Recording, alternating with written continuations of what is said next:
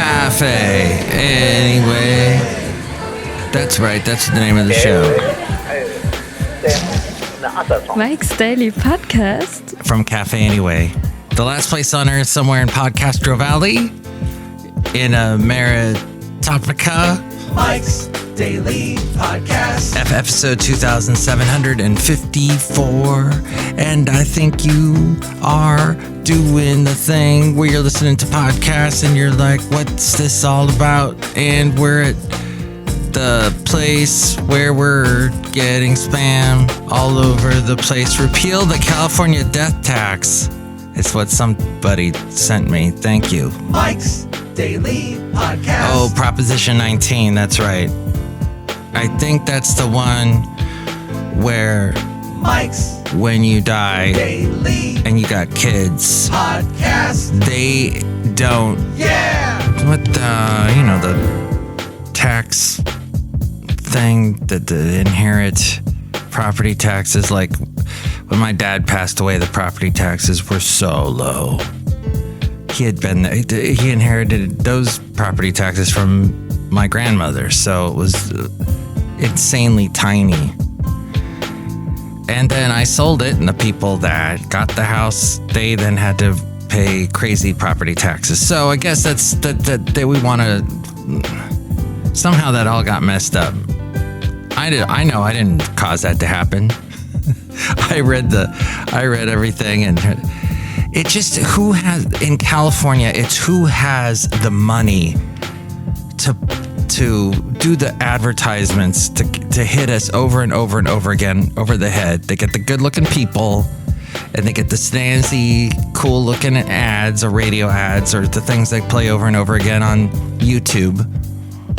And they just pummel people into thinking what is not the truth, because the people that are speaking the truth don't have enough money to pay for all those ads. That's why we got stuck with Uber and Lyft forcing something through that was not all the legit. So what's happened? And here's today's podcast picture. In California, where we have all these propositions you vote for, is, well, now people are realizing that they've been duped, and we're trying to change it with the next election coming around. The podcast picture is from 8 years ago, and the wonderful Basil the Boxer met a friend, let's just say. I don't know where this is. I think it might be Fairmont Ridge. I'm not sure. It is... Oh, Five Canyons. That's right. Ah, yes, he was playing with a very large friend in the Five Canyons area of Castro Valley, having a good time. So see that picture, that interesting picture of the late great Basil the Boxer at mikesdailypodcast.com. I was going to bring this interesting bit of news to you that I didn't know if you know this or not, but Mean Girls is now a musical. Welsh on the world. Movie musicals are making a comeback. Now, to some, they've heard this over and over and over again. Musicals are making a comeback. That happened with Chicago. It happened with that other one. When I was a kid, there were a lot of musicals that were big. Actually, they were starting to peter out. In the 60s, there was this big resurgence. In early 70s of musicals, you had Jesus Christ Superstar and Hair. And then somewhere in the 80s, we had Chess.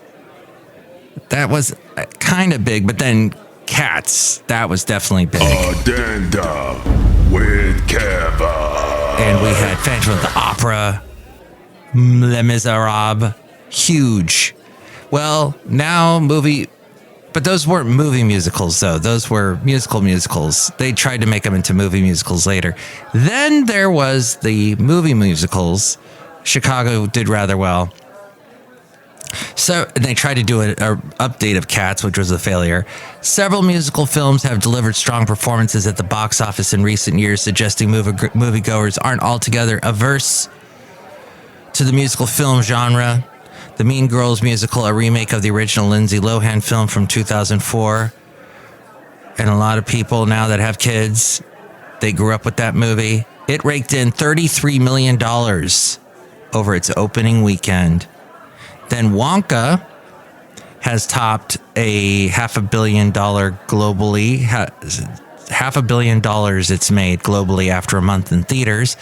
The Color Purple has topped $58 million after 3 weeks. The Little Mermaid has garnered over $298 million since hitting theaters. Thanks to the music industry's popularity, culture appears to be trending towards more music-centric movies, concerts, and straight-up movie musicals and movies with biopics. That, according to Rob Black. I produce his podcast. He does a money-related radio show on AM 1220 KDOW in the Bay Area, weekday mornings in the 8 o'clock hour. And then he is also on TV on Kron, Monday through Thursday in the 9 o'clock hour. Not all recent movie musicals were a hit after disappointing showings for West Side Story remake, Dear Evan Hansen, and In the Heights did not do so well. And Tesla is hitting potholes. We hear about how Tesla, with all the stories we hear about Tesla, with bad things happening with Tesla or Elon Musk, it's amazing that they're even in business and that I have to drive around 15 million Teslas on my way into work every day. This is Mike's podcast picnic. Down to Fremont, and there are Teslas all along the way, all over Fremont, because there's a Tesla plant in Fremont. Well, on Wednesday, Tesla is expected to report higher sales but lower profit. That was, yes, on Wednesday they did. So last quarter, Chinese car maker BYD passed Tesla as the world's first EV seller. The Chinese car maker has beat Tesla. Versions of Tesla's Model 3. Maybe there was visions of Teslas dancing in your head over the holidays. That, I'm sure that's why a lot of people got Teslas. But versions of Tesla's Model 3 became ineligible for U.S. tax credits. That was a lot of money that was on the table, worth up to $7.5K per car. As we go outside a Café Anyway, where we bring you Mike's Daily Podcast. Anyway. Somewhere in Podcastro Valley, the last place on Earth in America. MTV News. You hear it first. That as U.S. electric vehicle growth cools, car rental chains like Hertz and Sixt, SIX with a T, have offloaded thousands of EVs. Lots of Teslas. Tesla repeatedly has cut prices, most recently in Europe. And the Cybertruck has had mixed reviews. Tesla will always be able to talk AI and creating labor-saving iRobots as well. So they have that. But EV sales grew some 30% year over year. Magnification. And continue to grow. Impressive, but supply was up too, with more automakers vying for the EV market share. The average analyst target price for Tesla stock is now about $237. Tesla stock was up 1% recently. I don't know if that's changed by the time you have heard this, but their stock has been down since the start of the year 15%. Now, what else is going on? Oh, here's a new job alert. Dog poop detective. Bolanzo, it's an Italian city. They're planning to use DNA tracing to track down owners who don't scoop their pups' droppings. It's a whodunit. And they'll get a fine once they're tracked down. Oh, that would not fly in the United States. Nuh-uh. All the people with the privacy concerns and it's my dog, you back away. You know, I mean, people get stuck on stupid. You know what I mean? $269 million cannot buy a presidential nomination. Florida's Republican Governor Ron DeSantis launched his presidential campaign in May of last year, just to remind you, with a glitch-riddled announcement on Twitter. Remember that? Wasn't that with Tucker Carlson or Elon Musk? You know, there's a real scary holiday coming up. And it was glitch-ridden. On Sunday, he ended his campaign with a video on the same platform. And Nikki Haley, did pretty good in the New Hampshire election primary. You know, the news, a lot of news outlets, both conservative-leaning and liberal-leaning, all of them were all saying, oh my gosh, so Trump just won. Trump won and did really well. Nikki should just throw in the towel. But she was like not 20 points behind or 20 percentage points behind. She was, I guess, within, was it 15%? Somewhere like that. I did not know. And then I'm hearing, oh yeah, they predicted she'd do better than that. No, I didn't hear any of that. I heard she was going to get trounced. So I don't know. It's just, no one's got a chance. No one's got a chance. I don't know how American elections are going, but somebody was talking to me lately saying, hey, I thought in America we had a choice. We could vote for whoever we wanted. It's a democracy. Well, no, it narrows it down.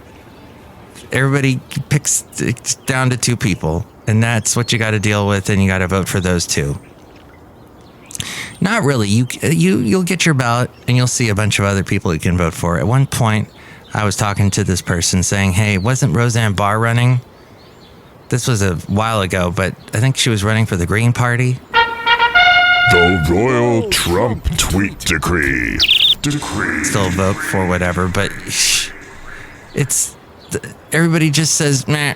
Woo! It's like Nikki Haley isn't even running, yet she gets all these votes. Yet she's doing pretty good. She did pretty good in New Hampshire, so whatever. Oh, and this is a thing. So my lovely lady friend got me a Yeti cup. And it's amazing because it keeps the hot forever. Like all day. You've got the hot coffee that you put in at 7 a.m. And so, but they're not the only ones. Stanley Cup has the same thing going on, but they weren't really selling that many. I mean, they were selling millions, but they're selling more because they started painting the cups pink. And there's a big rage going on, all the rage. Now, people raging against that. Now, somebody stole a bunch of Stanley Cups in Sacramento earlier this week. They just stuffed their car full of those. I don't think it's the ones that keep the coffee hot. It's more the cool type that keeps your drink cool. Gym drink ones, but yeah, now it's floor mirrors, though. Costco is selling luxury Anthropologie mirrors. Their cost is $150. Anthropologie is $1,200. So you can get it much cheaper there at Costco, but it's the same type of Anthropologie mirror. Somebody doing a spin on it and making money. And consumers are borrowing a lot. Consumer borrowing ballooned by $23 billion in November as the card balances passed a record $5 trillion. Yikes. Ooh, and Netflix did rather well with their earnings that they released recently. So people are still... in fact, their subscribers is like... They've broken records. So you will travel into the incredible universe. Then one last thing here as I fly through all the rest of this outside of Café Anyway, and all these birds are flying past me, and we're enjoying the beautiful day.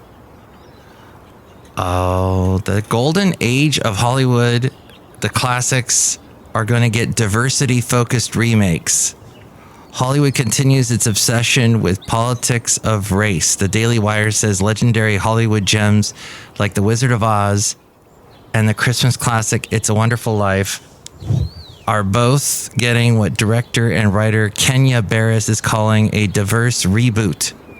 Speaking to Variety at the Sundance Film Festival going on, Barris confirmed he's working on scripts for both films. Mike is on it, man. Go where no man has gone before. We love it, The Mike. creator Blackish and the director of You People is finished with his reimagining of The Wizard of Oz, which will place Dorothy in Inglewood, California. Got through that. I got into it.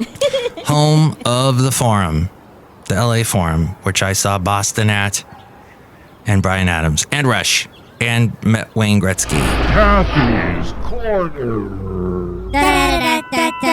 Kathy's Corner. Oh, and I guess there was some big basketball team that used to play there. The second film he's working on is an update of It's a Wonderful Life and will feature a person of color. I think that's the perfect story to tell for a person of color, black or brown, to get into that because our communities have some issues and someone trying to help that community out, says the creator of Blackish. This show is clean. And the director of You People. Pretty much. Fabagoo. Things to do. Things to do. So that is what we have.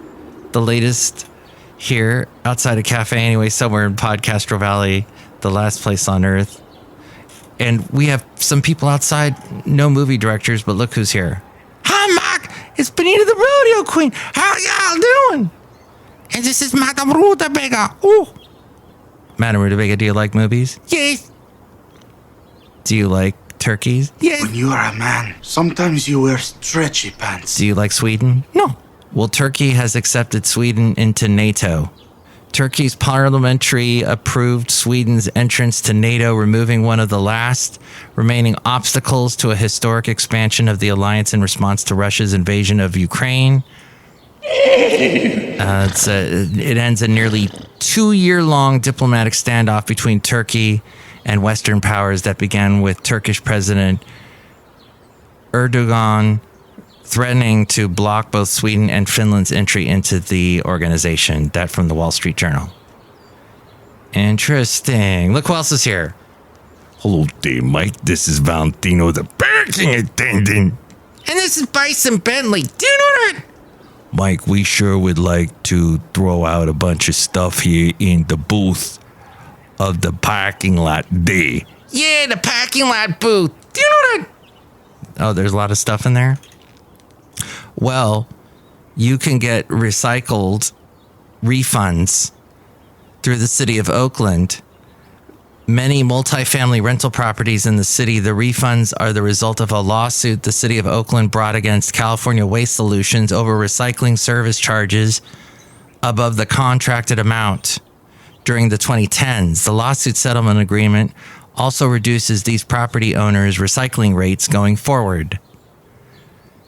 Oh, wow. Rates actually going down? Magnification. In Oakland? Thanks to a lawsuit.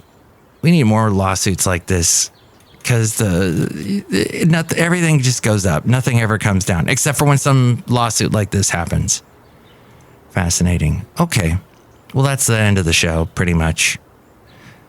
Oh, if you go on YouTube, I'm sure, and you're a Genesis fan, you love not so much, I guess if you love the book. Mike's cassette copy. There is a bunch of stuff on YouTube. I just wandered into, I guess, Phil Collins, when they were making the album, I think it's just called Genesis. It has the song Home by the Sea, and it's just the same, that's all, and it's no fun being an illegal alien. And what else is on there? It's Mama. It is fascinating because Phil Collins is filming it with like an old, this is in the 80s, early 80s. So it's not a digital video camera. This is one with you had to stick a VHS in there. And the quality is kind of smudgy. The imagery is very smudgy. Holding court with Lady Katie. Lady Katie. Tony Banks and Mike Rutherford as they make the song Home by the Sea, and how they didn't have the lyrics at first, and Phil Collins would do these notes.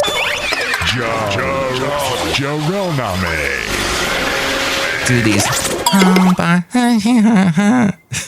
It did sound just like it was gibberish, basically. Band's mutations. It's amazing. All the taping they had to do. They would just tape and tape and tape. They used a lot of cassettes, and they would jam, and they would listen for interesting sounds that they all liked by committee, the three of them. Ooh, that sounds good. Let's go with that. We don't like that. Let's not do that. And it's probably how a lot of bands create stuff, but it was fascinating to watch that. And back in the day, and Phil Collins is so young, unfortunately, he's not doing that well. He hasn't been doing well for a while, but he's still around. And Mike Rutherford and Tony Banks, and just how they bounce ideas off of each other and how they came up with that song. And it was the 80s, and there was drum machines in the early 80s, and I had no idea that the weird laugh that Phil Collins does in Mama, that ha came from a Grandmaster Flash song. So yes, I learned a lot on YouTube today. Probably spent a little too much time on YouTube, but hey, it was a day off. Next show, it'll be the wonderful Chely Shoehart, Floyd the Floorman, John Deere the engineer, and with your way to call me and let me know what you think about anything we covered today. Here's the number. Call Mike at the Café Anyway hotline. Area code 510-228-4640. And don't forget, I got a website and an email and all that jazz and all kinds of added extra stuff on the website. To find the website, why, listen to this person. Mike's Daily Podcast is written and produced and performed by Mike Matthews. His podcast is super easy to find. Download or listen to his show and read his blog at mikesdailypodcast.com. Email Mike now at mikesdailypodcast@gmail.com. See you tomorrow. Bye.